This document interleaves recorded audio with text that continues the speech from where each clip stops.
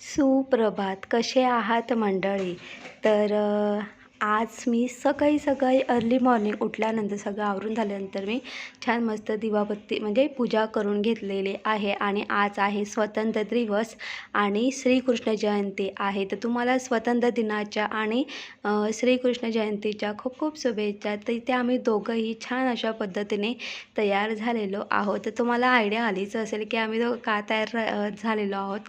तर आज आहे स्वतंत्र दिवस आणि आमच्या सोसायटीमध्ये सुद्धा स्वतंत्र दिवस हा खूप छान अशा पद्धतीने सेलिब्रेशन केला जातो किंवा साजरा केला जातो. तर त्यासाठी आम्ही दोघंही तयार झालेलो आहोत आणि ज्ञानेशलांना हा जो फ्लॅग आहे ना, हा फ्लॅग असा फडकवताना खूपच त्याला आवडतं किंवा त्याला छान वाटतं.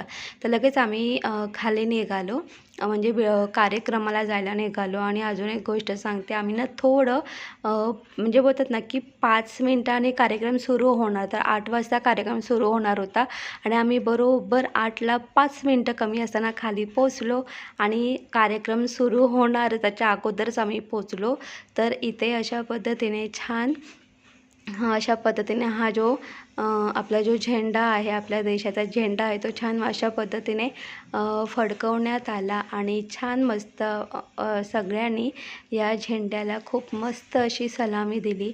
आता सलामी दिल्यानंतर मग छान मस्त असं आपलं जे राष्ट्रीय गीत आहे ते सुरू झालं आणि त्यानंतर लहान मुलांनी छान अशा पद्धतीने भाषण केलं. त्यानंतर आधी लहान मुलांचं भाषण होतं आणि त्यानंतर मग मोठ्या माणसांचं भाषण होतं.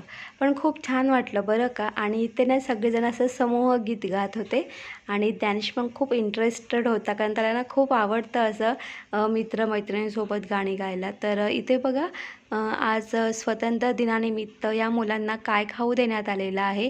तर सगळ्यांना खाऊ भेटलेला आहे आणि सगळेजण इथे गार्डन एरियामध्ये येऊन सगळेजण आपापला खाऊ खात आहेत. तर मी ज्ञानेशला एवढंच बोलले की ज्ञानेश तू घरी चल, टी व्ही बघता बघता, कार्टून बघता बघता तू तुझा खाऊ खा. तर मी इथे घरी आलेली आहे आणि आपण आता हा बॉक्स ओपन करूया. तर बघा या बॉक्समध्ये काय काय आहे. तर या बॉक्समध्ये आहे टिश्यू पेपर, त्यानंतर बटाट्याचे वेपर्स आहेत, त्यानंतर छान मस्त असं गरम गरम समोसा आहे आणि स्वीट म्हणून इथे एक बर्फी आहे, तीसुद्धा खजुराची बर्फी आहे आणि माझा हे मी सगळं ताटामध्ये काढलेलं आहे. आणि हे सगळं बघून पोटामध्ये कावळे ओरडायला लागलेले आहेत. मी ज्ञानेशला आवाज दिला, ज्ञानेश तर त्याचा ताट घेऊनच गेला आणि मला हा ताट बघून एवढी भूक लागली होती. चला तर मग